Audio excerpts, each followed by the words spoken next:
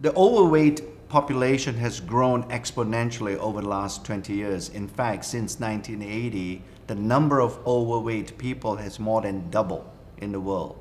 And we really feel like we can contribute to the science in this area, especially leveraging from the science that we've been involved in the last few years, specifically gene expression science and our relationship with LifeGen Technologies, the ability previously to measure aging at the genetic level, and now to be able to screen for ingredients that may have an impact on gene expression that may be relevant in the weight management area. Well, there are so many different, what you might call traditional approaches to weight management. It's really hard to put your finger on any one in particular, but in general, it seems that perhaps they're not working. The evidence is that more and more people are gaining weight and having difficulty. So there are some important learnings there. And again, we've been in this nutrition industry for a couple of decades or more now, and we have gained a lot of experience. Certainly there are some key learnings. One is that a typical person really believes it's just calories in and calories out. And the average person then will say, okay, I need to drop calories, so eat less.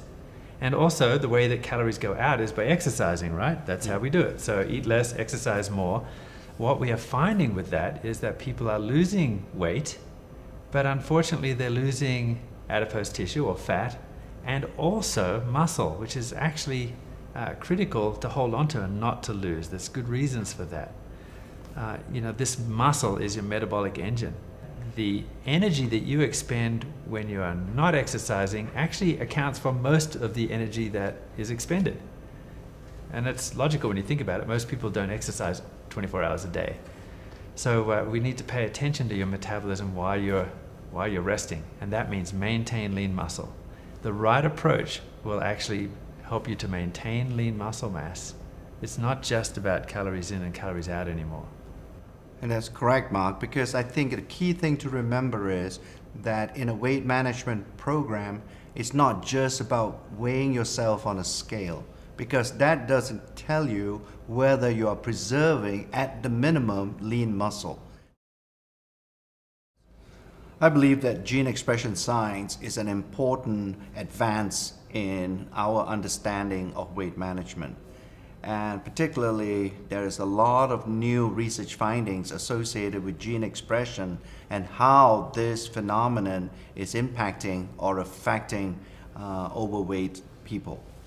As we all know, that with gene expression, the ultimate outcome of gene expression is the production of proteins, and these proteins play a very important role in how the body functions, in fact, how the body puts on weight, and how the body gathers and stores fat.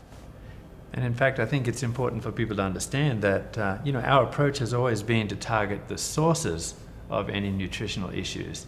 And as we understand the genes, really that's going as far upstream as you can go to understand the sources of an issue. So certainly this is something that we can apply to weight management in a very fruitful way. What we have found, in fact, is that there are certain groups of genes which we have called youth gene clusters that when they express themselves, and that's in the wrong way, they have an influence or an effect on weight management. As you said, Joe, our approach is not just to look at one magic gene, but actually there are many genes that express themselves in the human body. So that's why you use the word clusters, of course. The three main groups that we've found are groups that are involved in metabolism overall, and in maintenance of lean muscle, and also in appetite control. So these are genes that are expressed differently, and also in different parts of the body, but they all have an impact on weight management.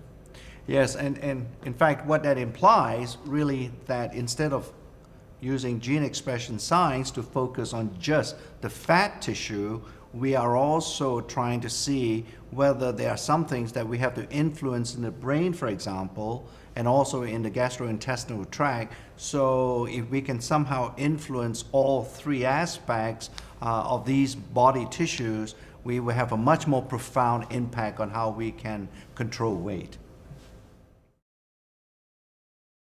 An ideal or optimal weight management system should really consist of 4 key elements. The first key element is related to the fact is to adopt a healthy eating plan. A second key element is to make sure that lean muscle is not lost during a weight management program. Another third element that we should focus on is really on fat tissue.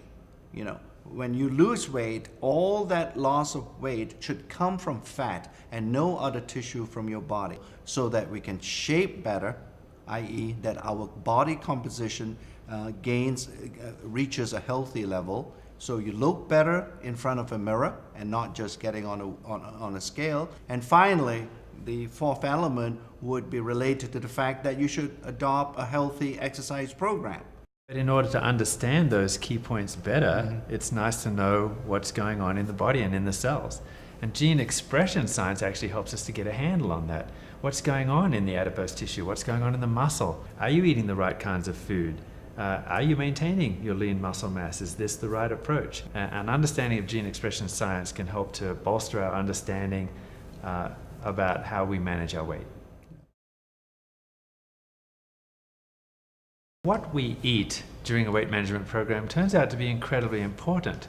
The quality of the food that you're eating, but not just that, not even just the proportions, but actually the right kind of macronutrient in terms of whether it's protein, fat, or carbohydrate, and also spread out properly during the day.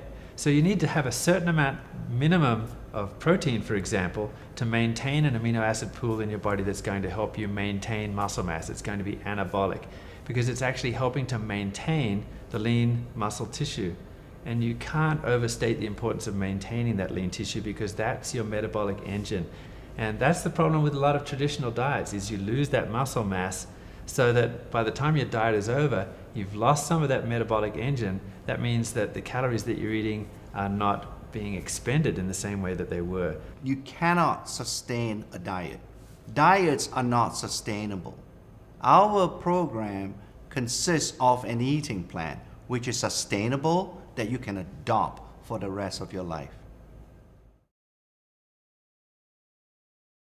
We have now completed in the weight management category all the studies at the preclinical stage, we call it, where we now know what is the gene expression profile that can occur with the ingredients we have put into certain weight management products.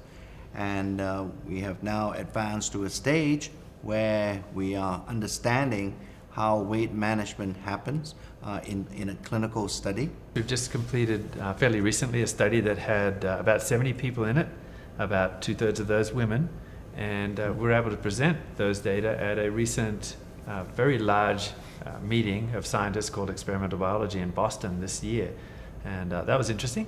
Also, we have another study underway, a larger study in fact, with about 140 people at least in this study. So this will give us an understanding of how all of our homework has paid off.